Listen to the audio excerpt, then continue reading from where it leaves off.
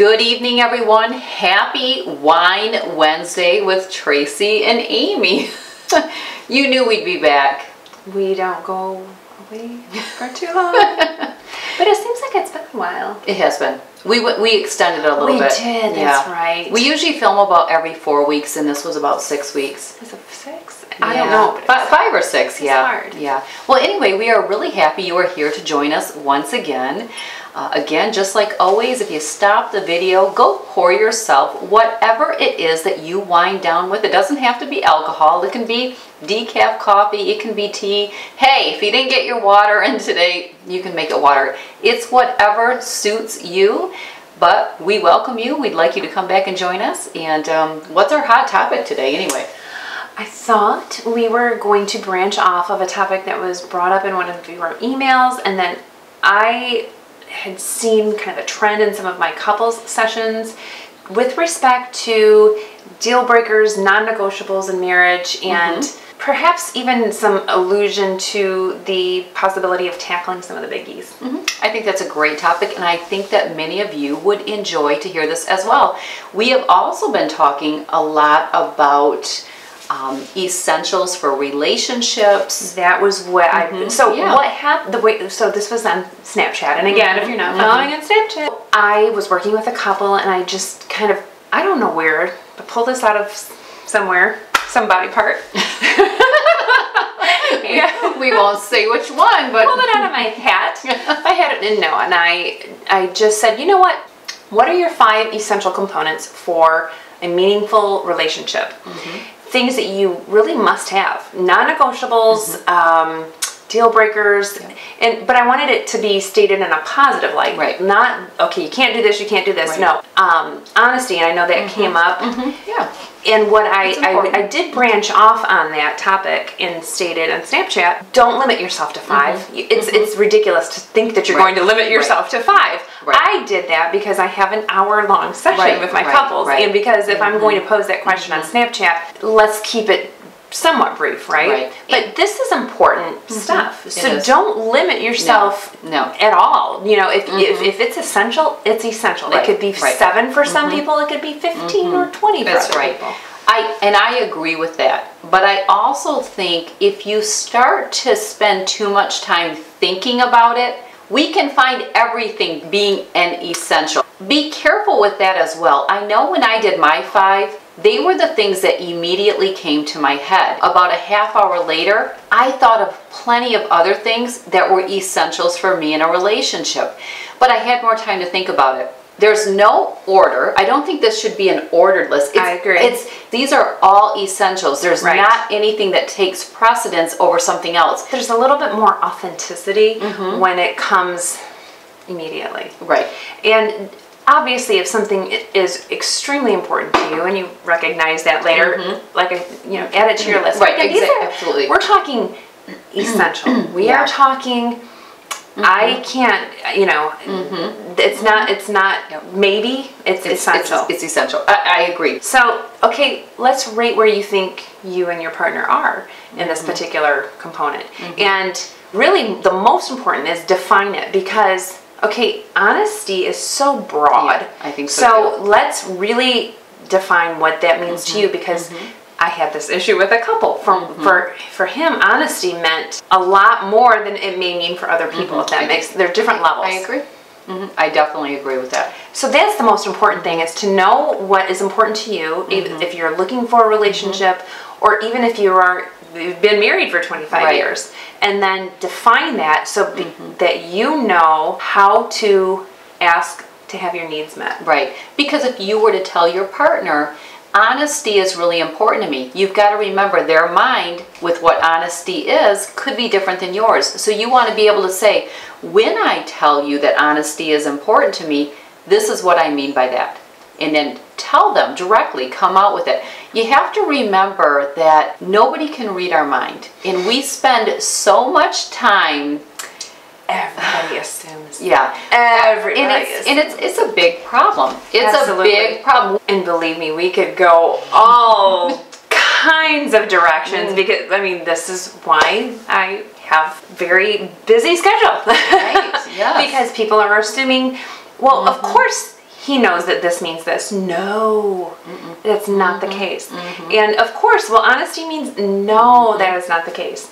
And so assumption number one, you're going to get yourself in trouble there. I think so too. But I could branch off on really how you can deal with that. I could do a whole series on communication and conflict resolution. But I believe that one of, well, I think she's a mutual follower, but I think she initially had reached out to you and had questioned about some biggies. Some real big deal breakers, and I don't think there was a specific mention of any particular thing, but you and I just decided we were going to go off. We're going to talk about some deal breakers. Whether it's physical abuse, which I'm pretty solid on, that's a deal breaker. I, as a professional, think that's a deal breaker. Infidelity is a big one. Substance abuse can be a big one. Absolutely. So you do get to decide. I feel as though there have been comments even on previous YouTube videos. A lot of people struggle with infidelity. It is, I've heard statistics of 50 to 60%. It's an epidemic. Yeah. It's an epidemic. It's kind of like obesity. It is an epidemic. Yes. Well, it's easier now, number one. And there are different levels, and I don't even want to say levels, but infidelity to you can mean something totally different than what it means to me. I think in general, if you are doing something that if your partner was looking over your shoulder, you probably wouldn't want him or her to see. You're probably guilty of something. I think I don't think that that's the kind of secret that you want to keep. And it doesn't necessarily mean physical, because a lot of infidelity starts out emotional. I think it very emotionally attached. All starts out by an emotional need that you perceive to not being met. So, which again, if you were to be open and honest in your marriage and say, this is a need that I have that you are not meeting, or that we are not meeting together. Now that's a hard one as well, because I believe there's something to say about approach. I'm sure you deal with this all the time with your couples. A lot of things are just in that initial approach. So needs are not being met.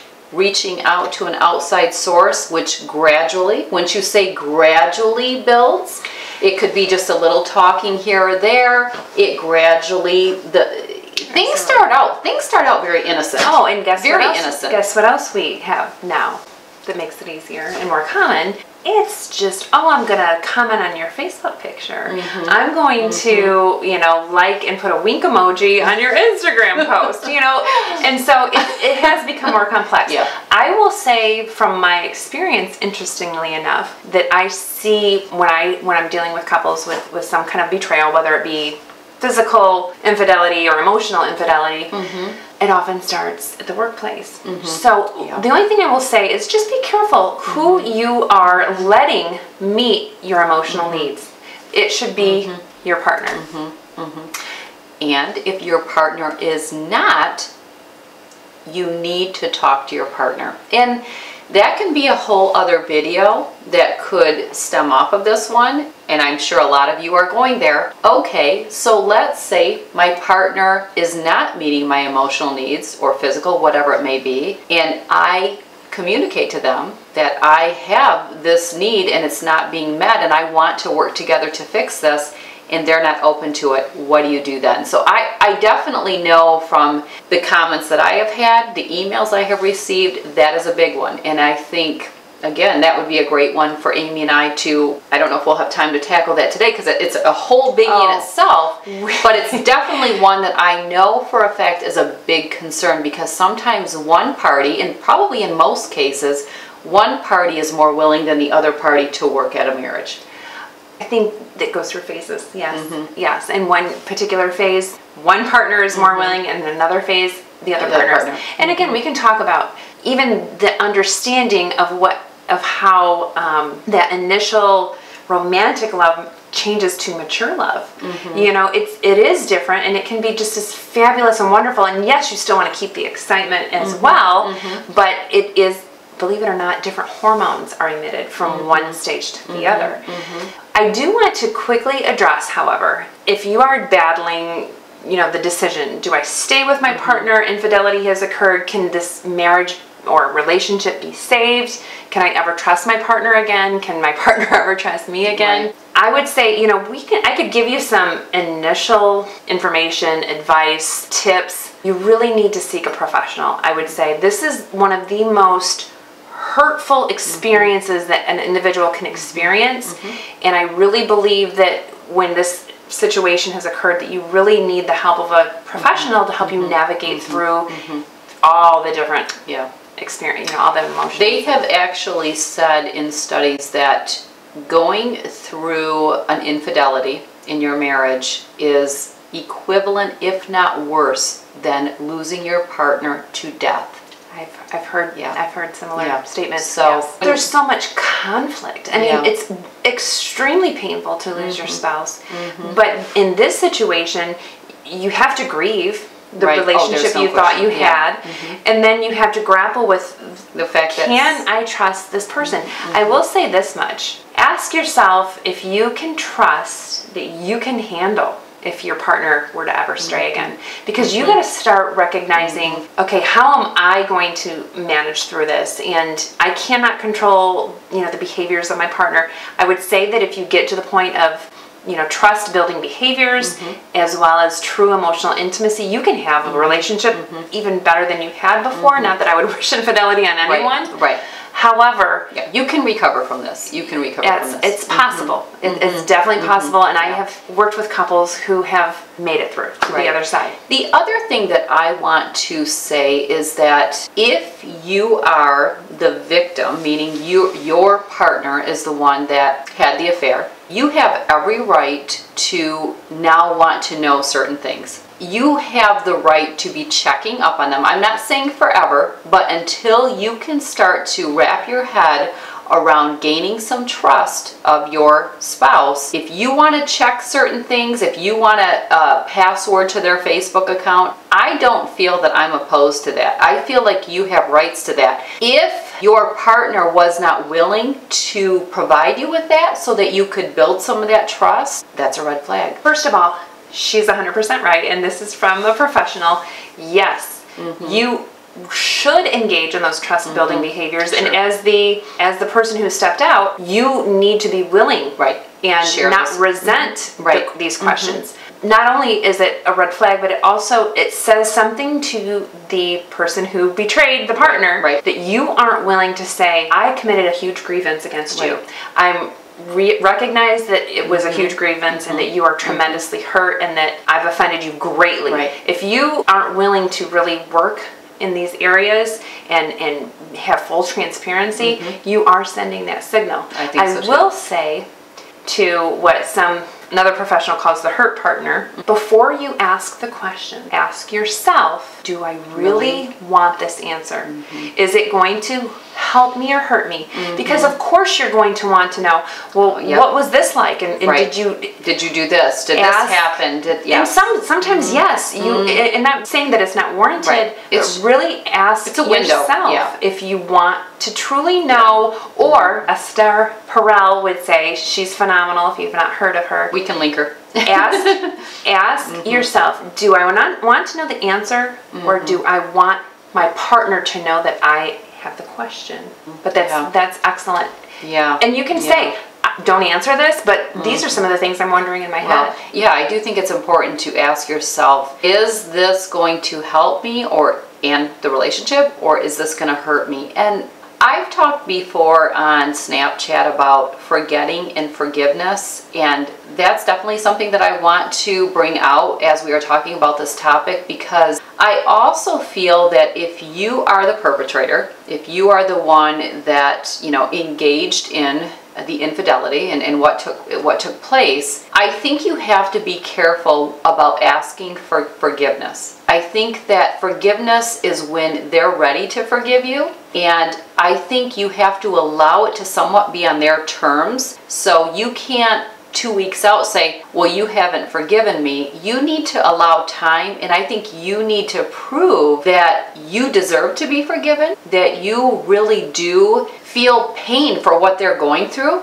You need to feel their pain somewhat. So you can't just expect them to forgive you. And the one thing you can never, ever, ever expect is for them to forget. Big things in your life, to the good or the bad, to the positive or the negative, you'll never forget, and you will never forget this. Forgiveness is one thing, forgetting is another. I also feel that when it is something big, and it doesn't necessarily have to be infidelity, there can be other ways of betrayal or other big things that can happen in a marriage. If you choose to forgive someone for what they've done, their transgression against you, do we have the right, because we'll never forget, at times, now I'm not saying hold somebody prisoner. We can talk about holding people to being a prisoner to what they've done. But do you feel at times it may be appropriate to bring it up, although you've forgiven them? Two sides of that coin. Sure. Number one, by constantly bringing it up, even if when you bring it up, you are hurting yourself as well. And it's not just the offender. Right. It's something that's keeping you from peace. Which is being your own prisoner in a way. You're almost a slave to it. Now, I definitely agree you cannot ever forget, and I even liken it to, well, once you've given birth, can you ever be to that point where you've not given birth? No. Right, no. This is a traumatic experience. You will never be to pre-trauma state ever. And by recognizing that, you do have but again, it's in the approach. Yeah. I would say, I'm going to tell you something. Never when this is involved. Oh, would you agree? I would agree. Never. And unfortunately, that's often what it comes out. So let's chime that in real quick. Never ever bring up anything that's a heavy marriage issues altogether. In parenting, anything should never be well. Here's the thing: you need to be aware that you cut yourself off before you get to that point where you're going to bring up whatever. Yeah. And just make a conscious decision that I will never bring up a topic, and make an agreement with your spouse. We just don't talk about hot topics. Period. Well, and again, well, put it this way: we know, okay, our limit is this many drinks, because that's when things start getting too emotional. Right. So, with regards to the other side of the coin, what I would no, that was excellent.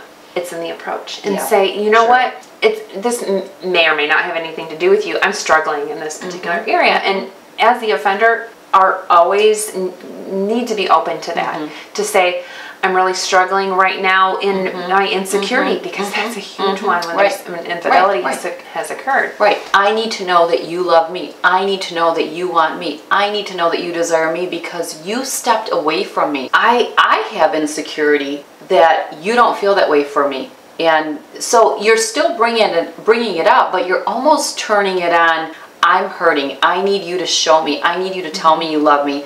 I need you to show affection towards me. That's I think that's important, and I've seen that. I think the worst thing that the person who has stepped out of the relationship can do is to just try to pretend that everything's fine, or that it never happened. You know, I mean, I know it's easier that way, and you kind of want to get back to normalcy. You can't, because you're often sending a message that this was nothing. Right. You shouldn't still be bothered by this. And that's another thing I want to say. To come off like this was nothing is, to me, really bad, because you would step out of your marriage for nothing. I'm not saying to share more than what your partner wants to know. Again, we talk about you don't need to know the details. You don't. I mean, you can. You have to decide for yourself. Don't blame your partner either. That's a big thing. That's very easy, I think, for people to do, to say, well, you weren't providing this need for me, so I stepped out of the marriage. You go see a professional, because a professional will explore, and I will come right out and say, both of you had a part in where your relationship was at the time it occurred. Now, I don't condone acting on impulses, etc., but seek a professional, because they're going to help determine what needs weren't being met when this happened. And generally, would you say that if somebody steps out of their marriage, there is a need that wasn't met? For the most part. I do. Now, who knows? Maybe it's partly that person's fault for not telling their partner that I have this need. But here's the thing. You often will see affairs occurring with people, and the hurt partner will say, this, I never expected he or she would be with this person. I'm surprised that he or she finds him or her attractive. Right. Yeah. You know why? Yeah, it's not about the person. Right. It's not only is it not about the physicality, it's not about the person, it's about what the offender, how he or she felt about him or herself with that person. And guess what? It probably could have happened with 100 other people. Right. But at that point in time, what they were experiencing was validation. Right.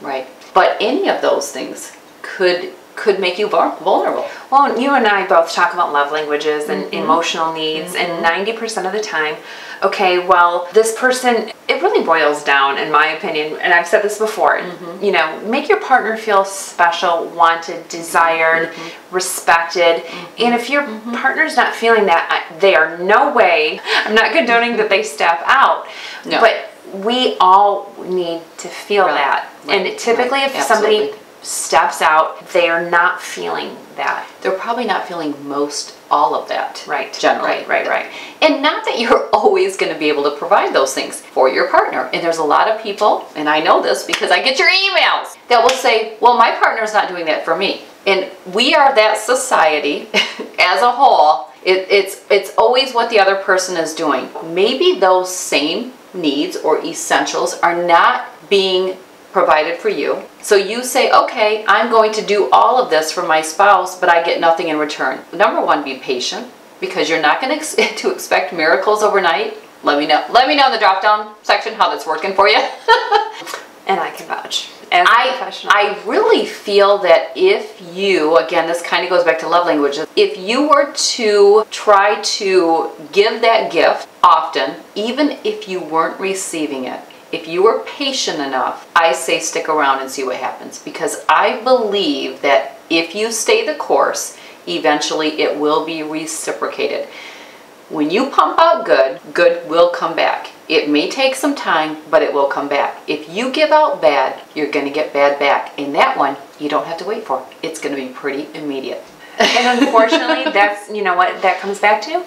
Couples come in with the expectation, whoever is bringing the other partner into counseling, counselor's going to tell my partner all the things he or she's doing wrong. This is going to be awesome. This is exactly what I'm talking about. Yes. But guess who my client is? My client is the relationship. Yes, there you go. Now, thank you. I will say, while I will advocate for the relationship, I do not advocate 100% of the time that a couple stays together. Okay. I think that sometimes your mental health needs to be considered. And so unfortunately sometimes there are situations in which I believe the best thing for the relationship is for it to end. Right. I hate that, but it's the truth. Right. And yes, I have in our practice it's recommended that you don't see someone long term and then see the couple, because the partner coming in will feel no matter what that you're against them, kind of, and I could see that. I mean, I think a natural person would feel that way. So, can all relationships repair from infidelity? And I say all. My question to you is, do you feel that way? I mean, I think we all know there's potential for anything, but like you said, there are times when, obviously, if somebody's mental state is on the line, you know, do you think that if, and let's say one of you following, just cannot get past your spouse's infidelity, you cannot get past this transgression, you cannot get past this betrayal, and you are a slave to it, not necessarily your partner, but you are a slave to it, and you have been for some time, would ending the marriage be the best choice? I mean, if that were the case, what do you say? I have to play devil's advocate. Yeah, I do. Yeah. I mean, it's and so explore why it is you think you have to stay. Right. Is it religion? Is it your children? Because guess what? Your children are not thriving if you aren't thriving. No. Because what's the number one gift you can give your children? We all know it's a good marriage. It's a solid marriage, not a marriage that's free of animosity or conflict. That's not. I mean, that's not to me. It's better if you have it and you can teach them how to resolve it. And that's the big thing here, is when there's infidelity and you're still plagued by it, it's an unresolved issue. And one of the biggest reasons couples are in therapy, and one of the biggest issues in relationships, period, is unresolved. Unresolved issues lead to resentment. I can help you if you're at that point, but once you've gone to the point of contempt, it's almost impossible. It's kind of like the poison of pride. Yeah. But it's very difficult to once you've gone that far. So that's why I'm saying seek help before it gets that far. Yeah.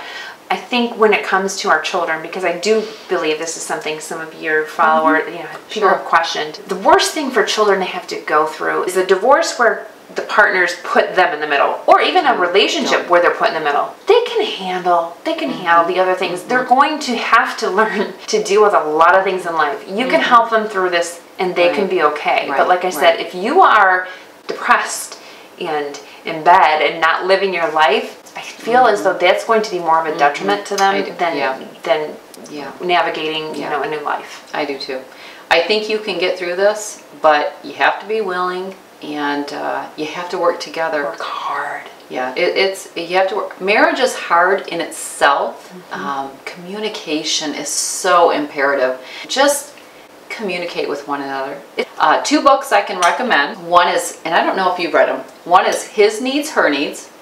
I think it's over there somewhere. Okay, and one is How to Affair-Proof Your Marriage, unless it's the same book. That is the same book. It's the subtitle. Okay. And then there's also Janice Abrams Spring, who wrote After the Affair. I think it's excellent. We will have those linked for sure. Please, if this is something you're dealing with, seek a professional. Oh, I'm sorry. A professional.